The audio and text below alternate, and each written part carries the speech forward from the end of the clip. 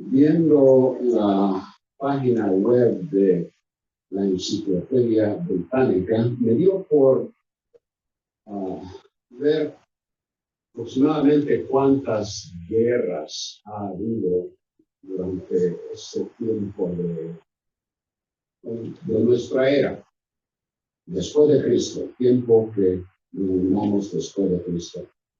Y así rápidamente pude contar, porque lo tienen clasificado por diferentes años, y así rápidamente las conté. Es posible que no sea un conteo exacto, pero supongo que esas son guerras que hay detalle, que se puede verificar históricamente algo.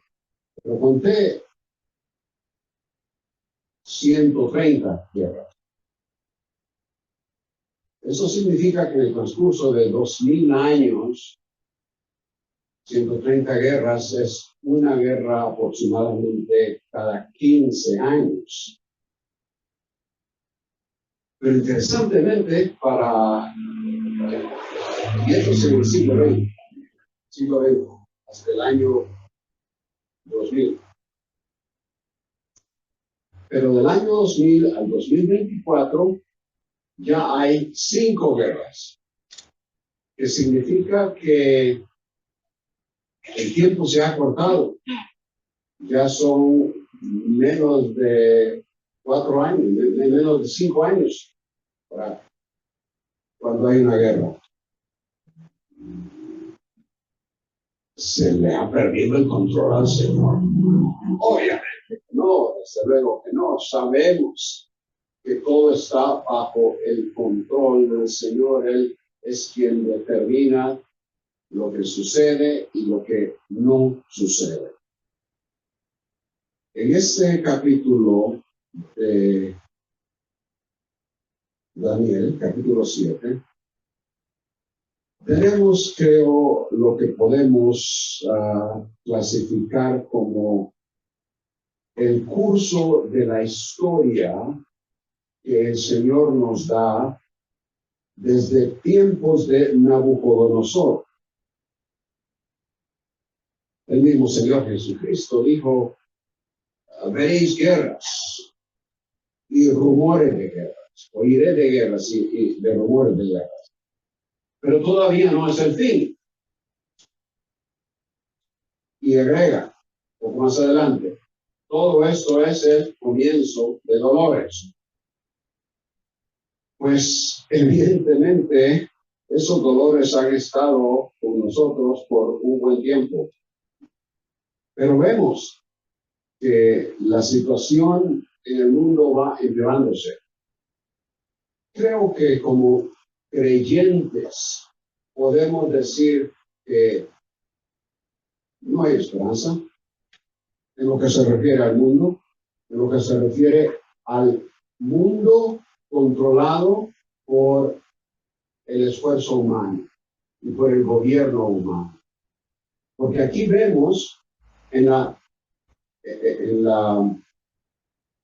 visión que el Señor le da a Daniel, cómo el Señor permite que un imperio tras imperio tras imperio continúe. Pero ninguno de ellos es eterno, hasta que Él determina el tiempo cuando introduce ya no un gobierno humano, sino un gobierno estrictamente dirigido por Él. Y en esta noche voy a pedir que tenga su Biblia a mano, porque vamos a estar en este capítulo saltando de un versículo al otro, mayormente dentro del mismo capítulo, pero creo que la correlación y la comparación de escritura con escritura nos ayuda en el entendimiento. Ahí tienen el resumen, pero en cuanto a la aplicación, creo que al pensar qué tiene que ver esto con nosotros, podemos decir esto, que en su palabra Dios nos da a conocer el curso de la historia, el control que Él ejerce y la certeza de que el poder humano será juzgado y que perecerá, pero que él establecerá un reino con un rey eterno. El primer punto lo vemos en los versículos del 1 al 14, y es aquí donde vamos a ir saltando de un lugar a otro. Pero en el versículo 1 nos dice que en el año primero del rey Belsasar de Babilonia, Daniel tuvo un sueño y visiones en su mente, estando en su cama. Entonces escribió el sueño y relató el resumen de él. En términos de tiempo, esta visión tuvo lugar unos 14 años antes del relato que vimos en el capítulo 6. Que tiene que ver con, como dije el domingo por la mañana, posiblemente uno de los mejor conocidos capítulos de Daniel, de unos 14 años aproximadamente. Belsasar, como vimos también, fue el último rey de Babilonia. En realidad, él era corregente. Quien fue el verdadero último rey fue su padre, Nabonido, pero él era corregente, Belsasar. Pero fue él el que murió cuando los medos y persas entraron y derrocaron al rey y también pusieron fin al imperio babilonio. El capítulo 7 comienza la sección que enfatiza profecía. Los primeros 6 capítulos mayormente lo que tenemos es historia. 7 al 12, profecía, aunque cada sección no excluye datos de la una y de la otra. El capítulo 7 también podríamos decir es el que marca una división, otra división, de esto en términos de el lenguaje, porque con el capítulo 7 terminamos la parte aramea que comenzó allá en el capítulo 2, versículo 4.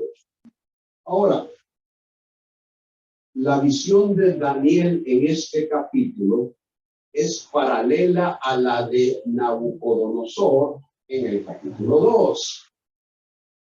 Ambas presentan en forma profética un panorama histórico del dominio y poderío que comenzando con el imperio babilonio, continúa con otros 3 imperios, hasta luego decirnos algo de la culminación del gobierno humano cuando el Señor establece su reino sobre la tierra. Ahora, un comentarista explica la diferencia en la perspectiva de estos 2 capítulos, es decir, el capítulo 2 y el capítulo 7.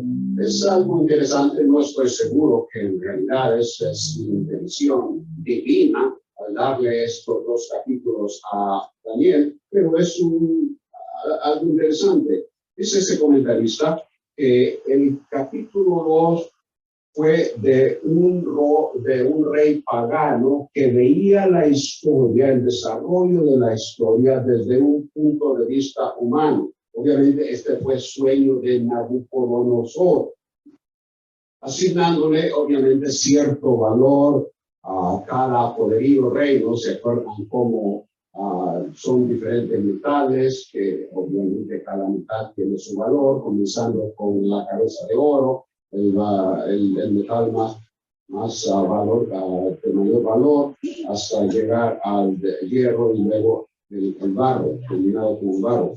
Entonces, esto es diferente, comenta este estudioso, diciendo que en el capítulo 7, esta visión dada a un hombre de Dios, Daniel, el Señor está revelando a las naciones y reinos como en realidad son, desde el punto de vista divino, bestias feroces, continuamente en pugna y devorándose una a otra. Una evaluación interesante. Ahora, el capítulo 7 expande el aspecto y actividad del cuarto reino, con el surgimiento del reino pequeño y la guerra que hace contra los santos.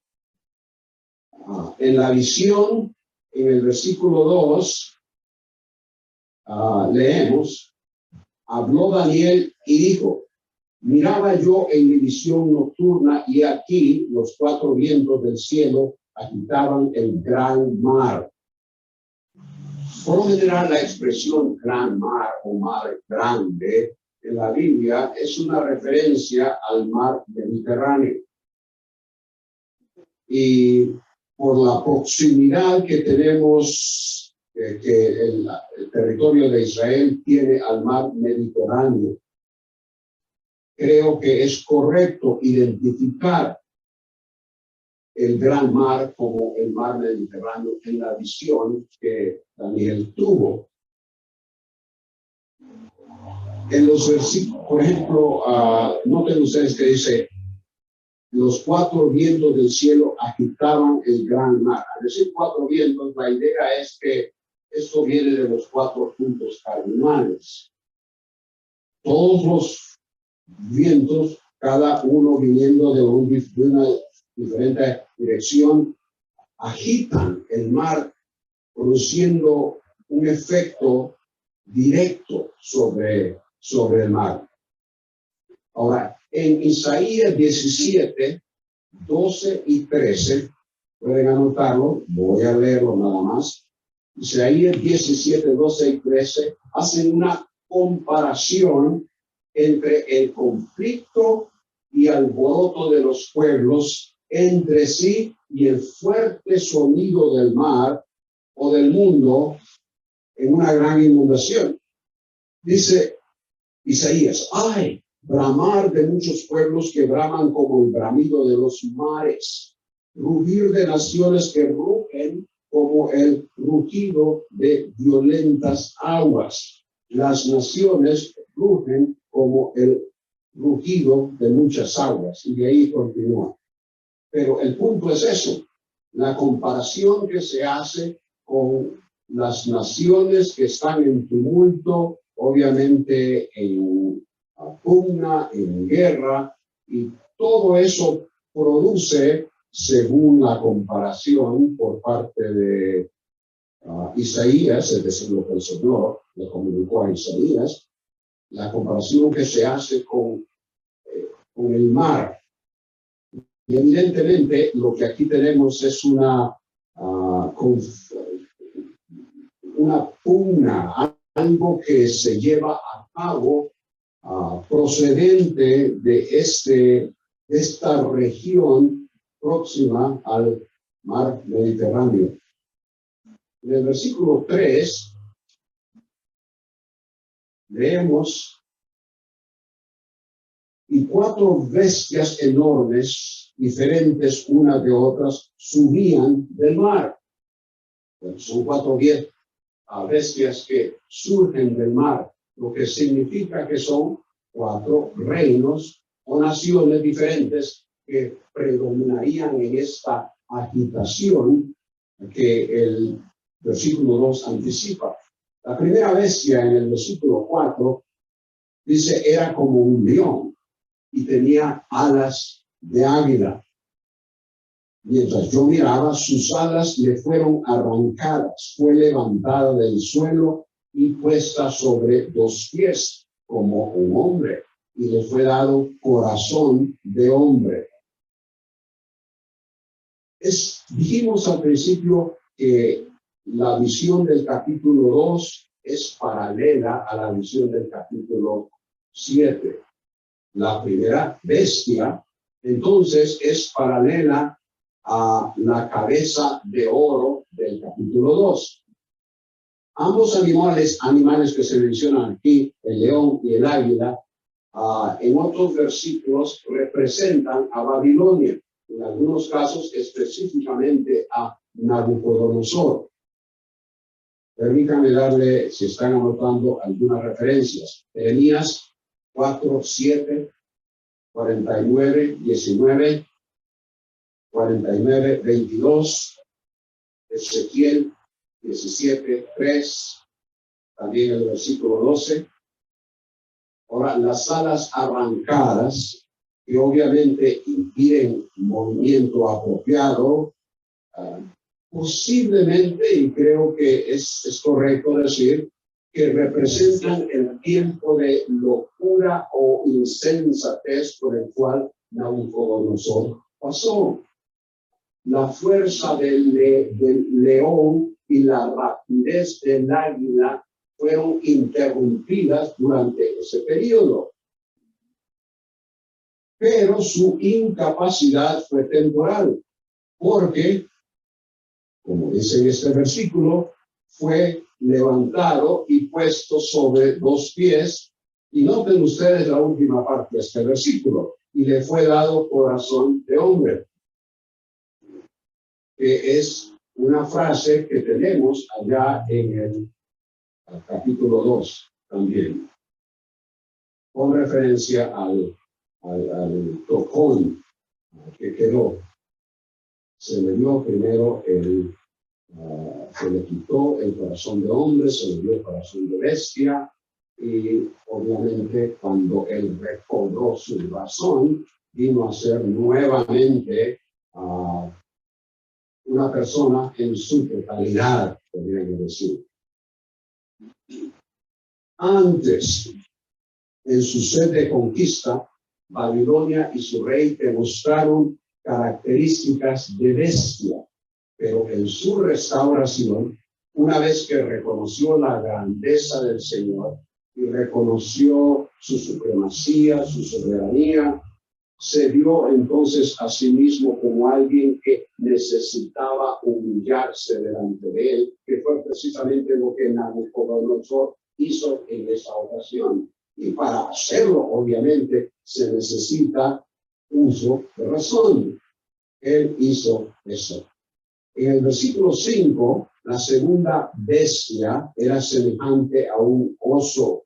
Y aquí, otra segunda bestia semejante a un oso estaba levantada de un costado, y en su boca, entre sus dientes, tenía 3 costillas. Y le dijeron así: levántate y devora mucha carne. La segunda bestia, semejante a un oso, es paralela al pecho y los brazos de la estatua, y dice que está levantada de un costado. Que seguramente es una alusión al dominio de Persia sobre Media, desde que fue conquistada por Ciro. Al principio comenzó como una unión de ambos reinos, Persia y Media, pero Ciro conquistó a Media, y Media prácticamente vino a desaparecer, absorbida por el imperio persa. Las 3 costillas entre sus dientes obviamente son una referencia a carne que ha devorado, y se entienden por lo general como las conquistas de Lidia en Asia Menor, Babilonia, y obviamente vimos que sucedió en 539, cuando entraron y le aguaron la fiesta a Belsasar. Y luego Egipto. Se considera que esos son los 3 reinos más grandes e importantes que los persas absorbieron. Dice: levántate y devora mucha carne. Una orden que indica permiso. Se le está concediendo permiso para continuar su conquista. En el versículo 6 tenemos la tercera bestia. Después de esto, seguí mirando, y aquí otra más semejante a un leopardo que tenía sobre su dorso 4 alas de ave, La bestia tenía 4 cabezas y le fue dado dominio. La tercera bestia, semejante a un leopardo, con alas de ave, con 4 cabezas, corresponde al vientre y muslo de bronce, que es identificado en el capítulo 2 como Grecia. El leopardo, un animal ágil y rápido, lo cual es acentuado aún de una forma más definida con las 4 alas de ave. El imperio griego, con tremenda rapidez, como ninguno de los imperios previos había funcionado, con tremenda rapidez creció y conquistó el territorio de los previos imperios y a la vez una expansión superior a lo que estos habían logrado. Alejandro Magno fue el sucesor de su padre Felipe II, rey de Macedonia. Alejandro asumió el trono en el año 336 a.C., teniendo apenas 20 años. Después de que su padre fue asesinado y la pugna entre Grecia y Persia era algo que había durado ya había estado presente por más de 2 siglos. Y esa hostilidad de siglos entre ambos reinos permaneció aun cuando Alejandro vino a ser rey. 2 años después de ascender al trono, en el 334, él inició su campaña contra Persia. Un año después, en 333, tuvo su victoria inicial en la batalla de Issus, en parte, eso queda hoy en el sur de Turquía, y avanzó hacia el sur apoderándose de Egipto. En el 331, él tuvo su victoria decisiva contra los persas en la batalla de Gaugamela o Arbela, en el norte de lo que hoy es Irak. Quemó Persépolis, una de las capitales.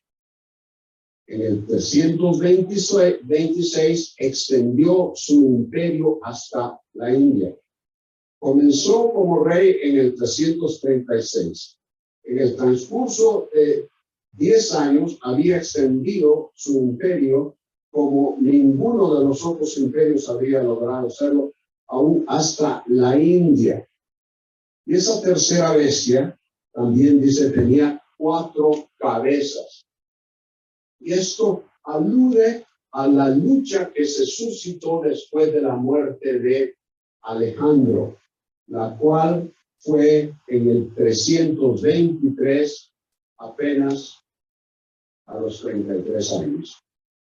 Y eso sucedió en Babilonia. Se dice que después de varios días de fiesta y una gran borrachera,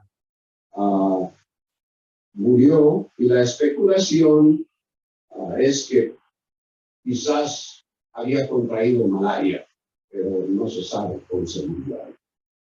Entre el año de su muerte y el año 301, o sea, aproximadamente unos 22 años, del 323 al 301, persistió la lucha entre esos 4 generales en cuanto a quién iba a controlar el imperio. Pero al fin terminaron dividiéndose. En lo que se refiere al territorio de Israel y al pueblo de Israel, hay 2 de ellos que tienen mayor incidencia en cuanto a lo que vino a suceder después. Seleuco, que tuvo la parte de Siria, Babilonia y el territorio al oriente, y Ptolomeo, que controló Egipto, incluyendo el antiguo territorio de Israel y Judá y la parte de Arabia adyacente. Ahora, En el versículo 7 tenemos la cuarta bestia. Después de esto seguí mirando en las visiones nocturnas, vi aquí una cuarta bestia, terrible, espantosa y en gran manera fuerte, que tenía enormes dientes de hierro, devoraba, desmenuzaba y hollaba los restos con sus pies. Era diferente de todas las bestias que le antecedieron y tenía 10 cuernos. Esa cuarta bestia es paralela a las piernas de hierro y los pies de hierro y barro de la estatua del capítulo 2 y que prefigura a Roma. Enormes dientes de hierro. Eso indica desde luego la fuerza con que puede devorar y desmenuzar. Y lo que queda, según lo que vemos aquí, lo aplasta con sus pies. Conquista por parte de Roma con extensa destrucción. Esa palabra desmenuzar, en gran que tenía fuentes devoraba, desmenuzaba. Esa palabra desmenuzar es el mismo término acerca del cuarto reino en el 240. Con referencia a Roma. Pero también, y esto es extremadamente importante e interesante a la vez, pero también eso es lo que la piedra cortada sin manos hace con la totalidad de la estatua. En el capítulo 2, versículos 34 y 35. Lo que esta cuarta bestia haría con los pueblos y reinos conquistados es lo que el Señor haría con el poderío humano que se enseñorea sobre otros, pero que no se somete a él. Porque esa piedra cortada sin manos viene y desmenuza al golpear los pies de la estatua, desmenuza toda la estatua. Y la idea es que toda la estatua que representa el poderío humano, el gobierno humano, no solo es destruido, pero desaparece porque el viento se lo lleva. Y es esa palabra la que se usa, tal como Roma desmenuzaba a sus opositores, el Señor hará lo mismo con el poderío humano. Diferente de las bestias anteriores, en particular la idea y al final del versículo con 10 cuernos. Además de no asemejarse absolutamente a ningún animal y por lo tanto, diferente de las otras bestias, sobresalía de las demás con 10 cuernos. Y de eso vamos a decir algo un poquito más adelante. En el versículo 8, mientras yo contemplaba los cuernos, he aquí otro cuerno. Uno pequeño surgió entre ellos, y 3 de los primeros cuernos fueron arrancados delante de él, es decir, delante del cuerno pequeño.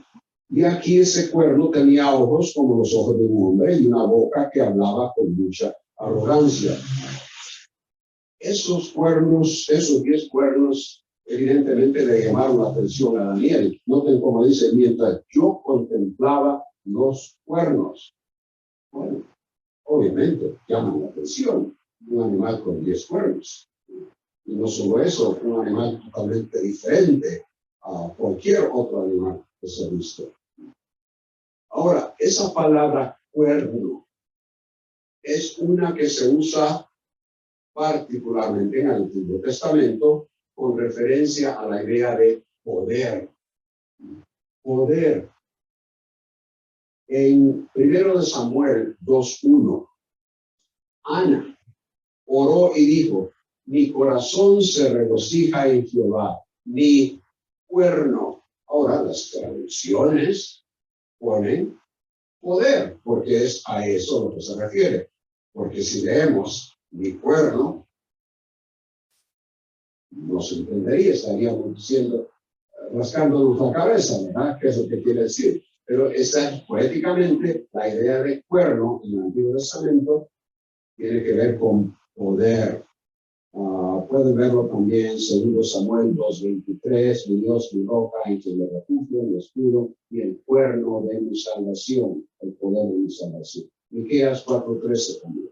Bueno, de la idea de poder, el término cuerno pasa a personalizarse en la figura de un rey. Porque eso es lo que nos habla.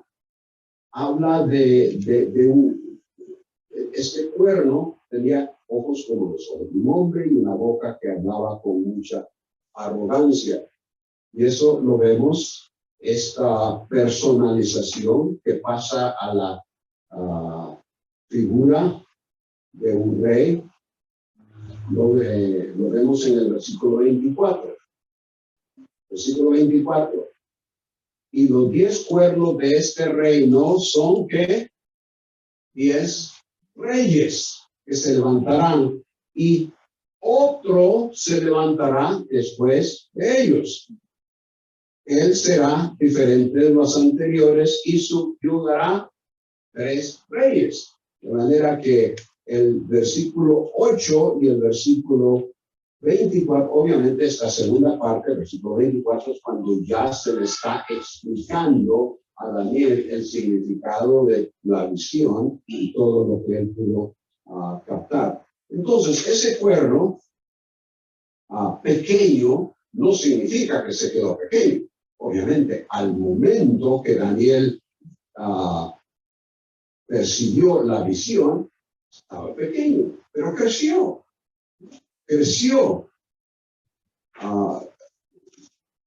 Como se puede ver en el versículo 24, que derribó a 3. Ese cuerno, entonces, la idea es que llega a ser prominente en la cuarta bestia y demuestra características humanas.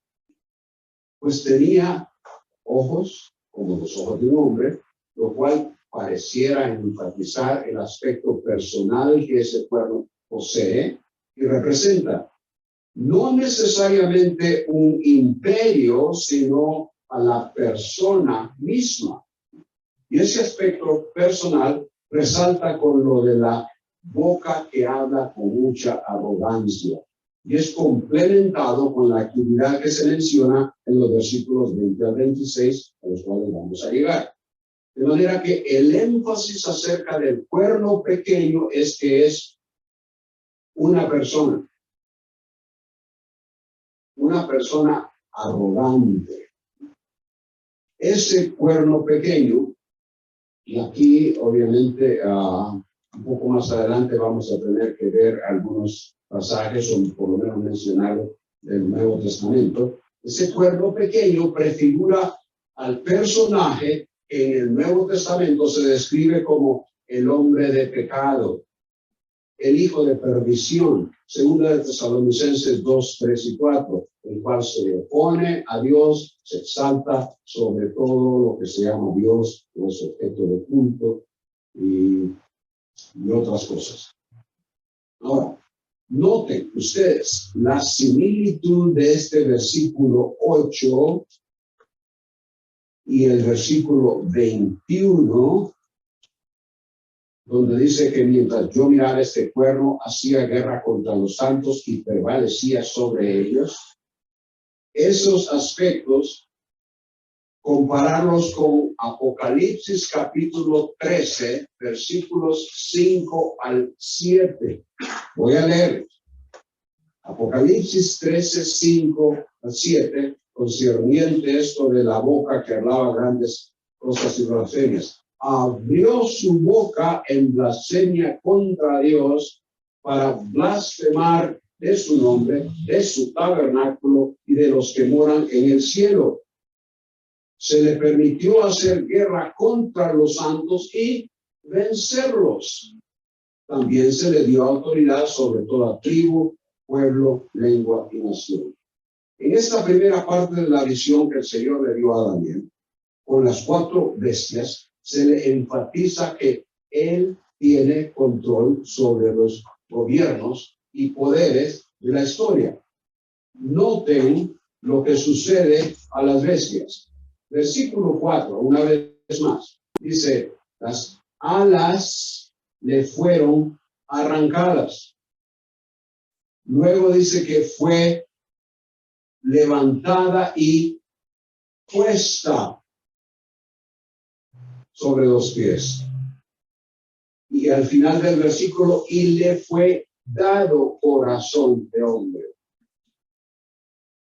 Se fijan cómo esta bestia viene a ser el recipiente, el objeto de una, es pasiva en ese, hablando ya gramaticalmente, es en forma pasiva, recibe algo que está ejecutándose sobre ella, se le arrancan las alas, se le levanta del suelo, y se le da corazón de hombre. Luego, noten en el versículo 5, a la bestia le dijeron, levántate. Le dijeron, se le dio esa orden que a la vez implica un permiso para hacer tal cosa. Y en el versículo 6 se habla de que a esta bestia le fue dado dominio. Y en cuanto a la cuarta bestia, en el versículo 26, pero el juicio se establecerá, en mi traducción dice aquí el tribunal se sentará, pero prefiero la traducción juicio se establecerá para juzgar, noten, y su dominio que será quitado, aniquilado y destruido para siempre. Al leer todo esto, sabemos quién es el que está ejecutando la acción sobre cada una de estas bestias. Es obviamente el Señor quien está haciendo estas cosas. Es Él quien le muestra la visión a Daniel. Y es Él quien está actuando sobre estas bestias, permitiéndoles ciertas cosas. De manera que esta parte nos indica que el Señor está en control sobre los gobiernos y poderes de la historia. El versículo 27 nos da la respuesta definitiva en cuanto al Señor dirigiendo estas acciones. 27. Y la soberanía, o reino, el dominio y la grandeza de todos los reinos debajo de todo el cielo serán entregados al pueblo de los santos del Altísimo. Su reino, refiriéndose al Altísimo, será un reino eterno y todos los dominios le servirán y le obedecerán. De manera que en última instancia, cuando se llega ya al final del dominio humano y se pasa al tiempo cuando el dominio divino viene a establecerse, es el Señor quien está haciendo todo esto y permitiendo. Eso es paralelo a lo que se dedica a Nabucodonosor con la interpretación del sueño y la estatua. En el capítulo 2, versículo 44, dice, el Dios del cielo levantará un reino que jamás será destruido. Desmenuzará, sin referencia a ese versículo, desmenuzará y pondrá fin a todos aquellos reinos y él permanecerá para siempre. Entonces, en su revelación, Dios asegura a sus siervos su control sobre los gobiernos y poderes de la historia. Versículo 1. ¿Qué es lo que sucede hoy? Obviamente, sabemos que Él controla todo. Si Él controla reinos, naciones, reyes, ¿acaso no tiene control sobre mi vida? Obviamente que sí. Hebreos 1:3. Él sostiene todas las cosas por la palabra de su poder. En segundo lugar, versículos 9 al 12, Dios asegura que el poder y orgullo humano son temporales, sujetos a juicio y que en su tiempo perecerán. Las cuatro bestias, con sus características amenazantes, representan reinos que aplicarían sus características al poderío que habrían de ejercer.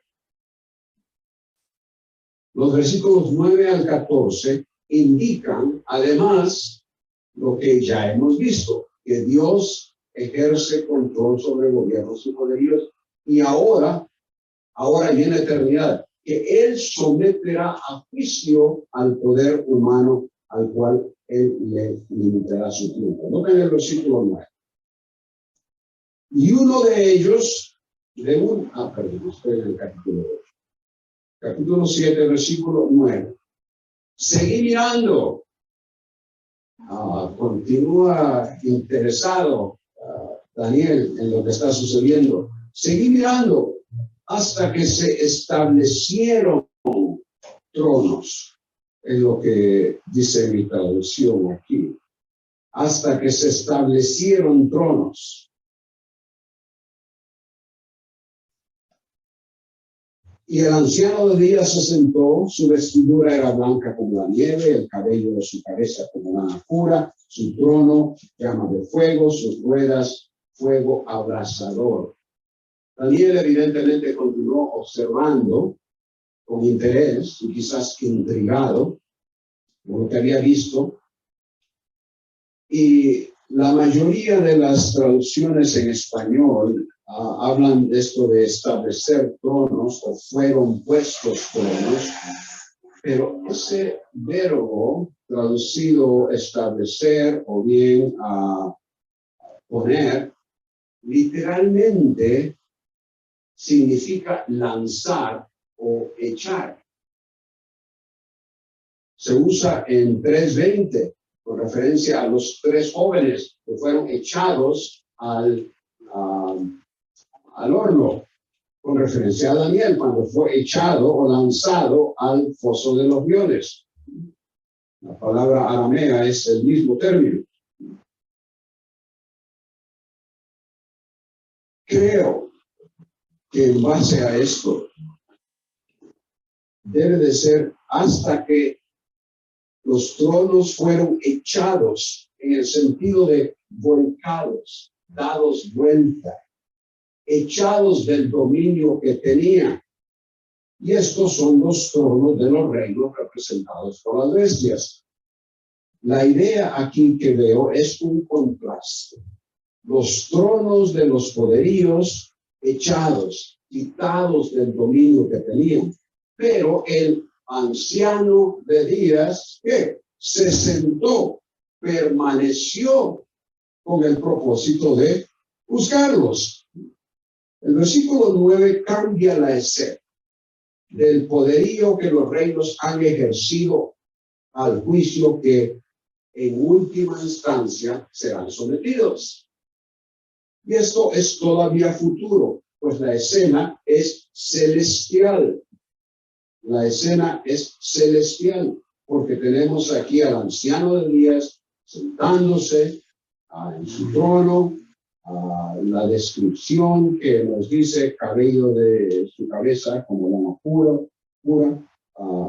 obviamente tiene que ver con pureza, y es obvio que este anciano de días es una referencia a Dios Padre. Y creo que se le llama anciano días porque es una expresión que comunica al entendimiento humano lo que significa eternidad. No es que Dios es este ancianito, como dicen algunos por ahí, pata Dios, y tienen la idea de que es algo así. No, creo que está poniendo en términos que podamos entender. Sabemos que un anciano implica gran y largo número de años. Y de esa forma nos está comunicando la eternidad, lo eterno del Padre. Y como dije, tanto la vestimenta como el cabello de color blanco representan pureza. Ahora, el hecho de que tenga ruedas, un trono con ruedas, es un poco extraño, ¿no? Pero creo que la idea es la movilidad del juicio. El propósito de sentarse en el trono en esa ocasión es precisamente para juzgar a estos poderíos. Y las ruedas quizás nos comunican movilidad de juicio. El Señor puede de un lado a otro y a otro ir y juzgar. Abarca todo lugar. En el versículo 10, un río de fuego corría saliendo de delante de él. Miles de millares le servían y miríadas estaban en pie delante de él.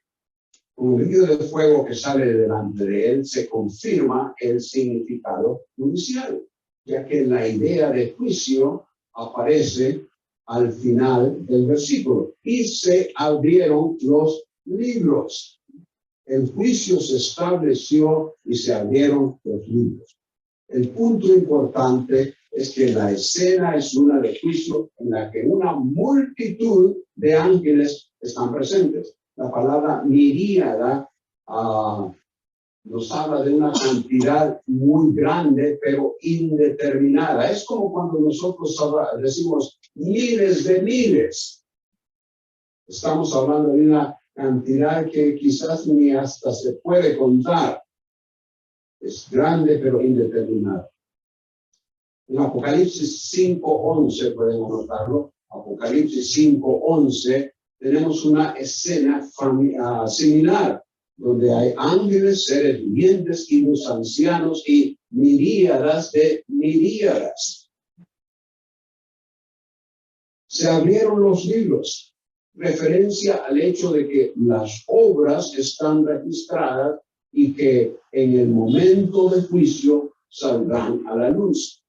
Apocalipsis 20:12 menciona que los muertos fueron juzgados por lo que estaba escrito en los libros según sus obras. Y aquí en Daniel es específicamente en conexión con el juicio de la cuarta bestia y del cuerno pequeño, como lo indica el siguiente versículo. Nota, versículo 11.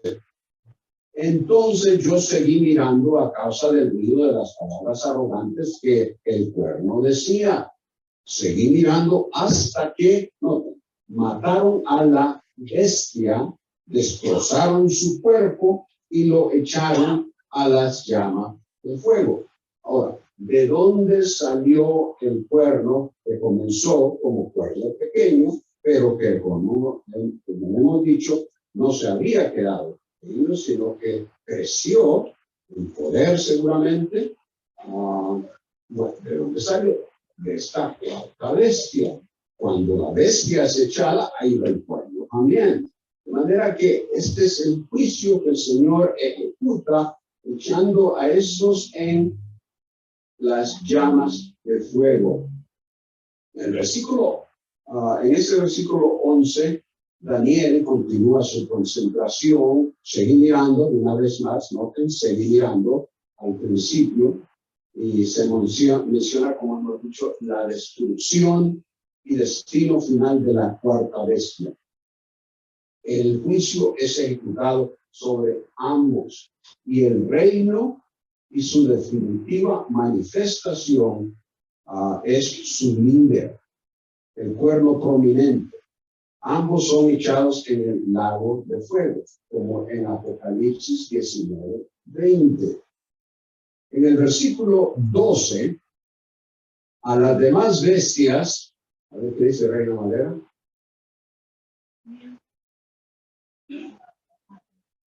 Les habían quitado, está bien, habían quitado, esa es la idea, porque mi versión, Biblia de las Américas, dice aquí, a las demás bestias se les quitó, pero creo que es en realidad se les había quitado.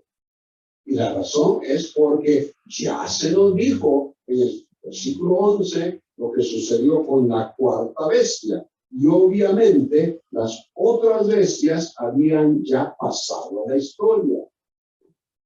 Los reinos que representaban se les había quitado previamente al versículo 11 el dominio. Pero les fue concedida una prolongación de la vida por un tiempo determinado. ¿A qué se refiere eso? Creo que esa prolongación posiblemente se refiere a que, en contraste a la bestia del capítulo del versículo 11, que una vez que es echada al lago de fuego, ese es el final. Hasta ahí nomás está. Mientras que las otras, de alguna forma, continúan con algunos vestigios de su pueblo y cultura que obviamente iban a ser adoptados por los reinos que les seguían, como sucedió con los reinos los cuales a los cuales hemos hecho referencia en el capítulo 2. Babilonia. Bueno, es cierto que Babilonia fue destruida, pero la religión Babilonia de alguna forma continuó. El idioma arameo que hablaban de alguna forma continuó. Y así con los otros reinos. Pero esta otra y todos los dominios humanos, una vez que son echados al lugar que el Señor tiene preparados para ellos, entonces todo eso termina. En el versículo 13, comenzamos otro punto, ya casi terminamos. En el versículo 13, versículos 13 y 14, nuestra perspectiva futura en contraste al poder y gobierno humano presente es de un rey y reino eterno. Dice el versículo 13, seguí mirando en las visiones nocturnas, y aquí, con las nubes del cielo, venía uno como un hijo de hombre, que se dirigió al anciano de días y fue presentado ante él. Daniel continuó la expectativa de lo que veía a continuación de todo lo que ya había visto. La historia bajo el control de Dios que él concedió al ser humano llegaba a su fin en el versículo 12. Ahora, Daniel ve con o en las nubes, se puede traducir de una forma o la otra, con o en las nubes del cielo, que aparece uno como un hijo de hombre. Y esa expresión, hijo de hombre, se usa muchas veces en el Antiguo Testamento. Y la idea es hablando de un ser humano. Por ejemplo, en Ezequiel, posiblemente es el libro donde más se usa, hijo de hombre, le dice el ángel o quien le esté comunicando alguna visión, hijo de hombre, tal cosa. Y la cosa es dirigiéndose a esto. Como nosotros decimos, hombre, haz tal cosa. Un ser humano, sencillamente eso es lo que la palabra comunica. Pero Daniel describe que vio a uno, y noten una vez más, como un hijo de hombre. Y la idea es que en el sueño, en la escena, viniendo en las nubes, el personaje que Daniel vio tenía la apariencia de hombre, pero venía con las nubes o en las nubes del cielo, indicando que era un personaje celestial. Creo que la razón por la cual dijo como un hombre es porque era más que un hombre. Su forma al identificarlo era forma de un hombre. Aunque sus características eran humanas, había en él algo grandioso, extraordinario, más de lo que normalmente se ve en un hombre. Es como un hombre, porque en realidad era hombre, pero es divino porque procede del cielo. Notar que no dice un ángel. Su forma y apariencia era humana, pero había algo adicional en él que Daniel no la describe. Ahora, Juan vio también a uno como hijo de hombre, pero él sí describe todo lo demás que vio en él. Y cuando ese personaje le habla a Juan, sabemos que es el Señor Jesús. Apocalipsis 1:13. En medio de los 7 candeleros, a uno como un hijo de hombre, vestido de una ropa que llegaba hasta los pies y ceñido por el pecho con un cinto de oro.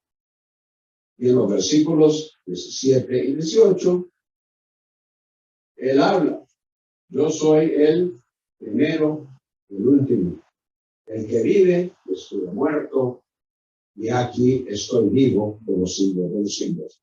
Como Juan vio detalles adicionales, además de la apariencia humana, pero lo describió, Daniel posiblemente vio algo más en ese personaje, pero lo que reportó fueron las nubes del cielo en las que apareció y lo que añade en el resto de los versículos 13 y 14.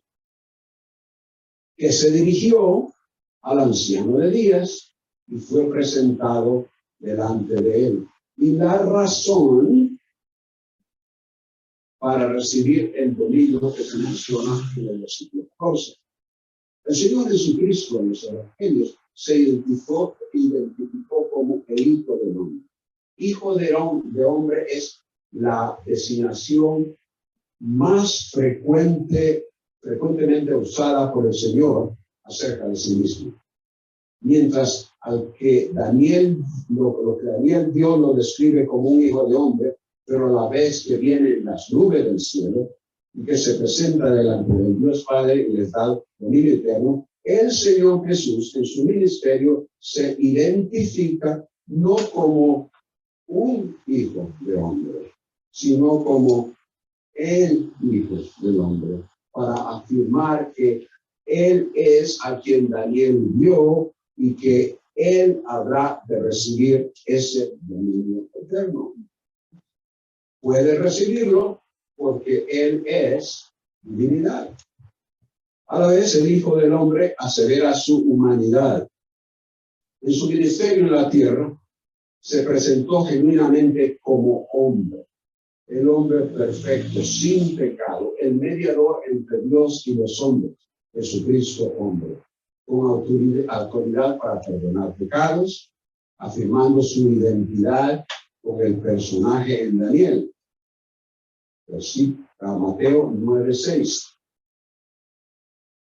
Entonces aparecerá en el cielo la señal del Hijo del Hombre, y verán al Hijo del Hombre que viene sobre las nubes del cielo con poder y gran gloria. Cuando estaba delante del concilio, el Señor, siendo enjuiciado el sumo sacerdote le dijo: te conjuro por el Dios viviente, que nos digas si tú eres el Cristo, el Hijo de Dios. Jesús le dijo: tú mismo lo has dicho. Sin embargo, os digo que desde ahora veréis al Hijo del Hombre sentado a la diestra del poder y viniendo sobre las nubes del cielo. El versículo 14 presenta el propósito de la llegada del personaje en las nubes y su presentación ante el anciano de días. Y le fue dado dominio, gloria y reino. Dominio se refiere a su autoridad para gobernar. Gloria, el honor que acompaña a esa autoridad. Y reino, obviamente, la extensión o territorio sobre el cual ejerce su autoridad. Y ahí pueden ver Apocalipsis 5, 11 al 13, no lo vamos a leer por cuestión de tiempo. Apocalipsis 5, 11 al 13, y lo que Daniel vio fue la inauguración de un reino en el cual el Hijo de Dios sería quien lo recibiría para gobernar sobre todos los pueblos, naciones y lenguas. Y esto se refiere a lo que el Nuevo Testamento se identifica como el reino de 1000 años, de Apocalipsis 20, 1 al 7, el cual es un preludio al estado eterno que se describe en Apocalipsis 21 y 22. Daniel lo vio y lo escribió para las generaciones que seguirían. En estos primeros versículos de Daniel 7, hemos visto que su palabra, en lo que Daniel y otros escribieron, Dios nos da a conocer el curso de la historia, el control que él ejerce y la certeza de que el poder humano será juzgado y que perecerá, pero que él establecerá un reino como un rey eterno. Sus apóstoles en los escritos del Nuevo Testamento, especialmente Pablo y Juan, nos indican una perspectiva más completa de lo que podemos esperar en el futuro. Antes de que el Señor Jesucristo ascendiera, en realidad cuando estaba ascendiendo, ¿se acuerdan lo que los varones vestidos de blanco le dijeron a los discípulos? Este mismo Jesús que ha sido tomado al cielo vendrá de la misma manera. Y Pablo, en 1 Tesalonicenses 4:17, dice, termina esa porción donde escribe el arrebatamiento de la iglesia diciendo, y así estaremos siempre con el Señor. Hasta que el Señor nos lleve su reino, perseveremos entonces en base a lo que la Biblia nos enseña, y mantener una vida de comunión con Él y el uno con el otro. Oremos. Señor, es grandioso lo que nos revelas en tu palabra, lo que revelaste desde hace tantos años, aún antes de que tu Hijo apareciera en la escena mundial.